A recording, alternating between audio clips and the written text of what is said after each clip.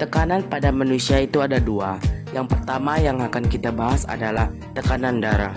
Apakah yang dimaksud dengan tekanan darah? Sesuai dengan sifat fluida, cairan jika berada dalam ruang tertutup akan memiliki tekanan. Maka, darah yang berada di dalam pembuluh juga memiliki tekanan yang disebut tekanan darah. Tekanan darah pada pembuluh darah memiliki prinsip kerja seperti hukum Pascal. Peredaran darah berada di dalam pembuluh darah yang merupakan ruang tertutup, sehingga tekanan pada pembuluh darah berlaku prinsip hukum Pascal. Tekanan darah dapat diukur dengan menggunakan alat yang bernama tensimeter. Tekanan darah diukur di dalam pembuluh arteri besar yang biasanya dilakukan di lengan atas. Tekanan yang diukur adalah tekanan sistol dan tekanan diastol. Tekanan darah normal berkisar 120 per 80 mmHg. Angka 120 menunjukkan tekanan darah sistol, yaitu saat bilik berkontraksi dan darah dipompa keluar dari jantung. Tekanan sistol terjadi kurang lebih 72 kali per menit pada saat keadaan tenang dan jantung sehat. Angka 80 menunjukkan tekanan darah diastol, yaitu saat bilik berelaksasi dan darah masuk ke dalam jantung. Pada orang yang sehat, darah mengalir di dalam pembuluh darah tanpa hambatan.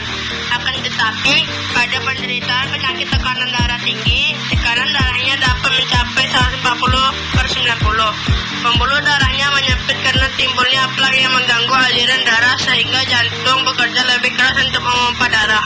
Kuatnya tekanan hasil dari pompa jantung akan membuat dinding pembuluh darah membesar dan menjadi kurang elastis, sehingga lama-kelamaan akan pecah. Pecahnya pembuluh darah akan mengakibatkan stroke. Kebalikan dari hipertensi, penderita hipertensi tekanan darah rendah akan memiliki tekanan darah di bawah 90 per 60. Apabila tekanan darah rendah akan menyebabkan sulitnya darah untuk mencapai otak, sehingga penderita hipotensi akan sering merasa pusing, mudah letih, dan kehilangan keseimbangan karena kurangnya asupan oksigen ke otak. Faktor yang mempengaruhi tekanan darah adalah umur, jenis kelamin, kelompok etnis, kebugaran tubuh, kebiasaan merokok, dan sosial ekonomi. Nah, selanjutnya kita akan bahas tekanan gas pada proses pernafasan manusia. Di dalam paru-paru, tepatnya di alveolus, terjadi pertukaran antara oksigen O2 dan karbon dioksida CO2. Proses pertukaran antara oksigen dengan karbon dioksida terjadi secara difusi, yaitu proses perpindahan zat terlarut dari daerah yang memiliki konsentrasi dan tekanan parisial tinggi ke daerah yang memiliki konsentrasi dan tekanan parisial rendah. Tekanan parisial adalah tekanan yang diberikan oleh gas tertentu dalam campuran gas tersebut. Pada bagian ini yang dimaksud dengan tekanan parisial adalah tekanan O2 dan CO2 yang terlarut di dalam darah. Pada sistem peredaran darah, tekanan parisial O2 dan CO2 bervariasi pada setiap organ. Darah yang masuk ke paru-paru melalui arteri pulmonalis memiliki PO2 yang lebih rendah dan PCO2 yang lebih tinggi daripada udara di dalam alveoli. Alveoli merupakan jamak dari alveolus.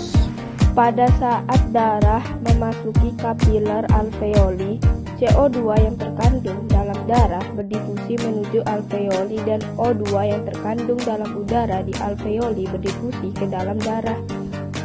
Akibatnya PO2 di dalam darah menjadi naik, banyak mengandung oksigen, dan PCO2 dalam darah menjadi turun, sedikit mengandung karbon dioksida. Darah tersebut selanjutnya menuju ke jantung, kemudian dipompa ke seluruh bagian tubuh.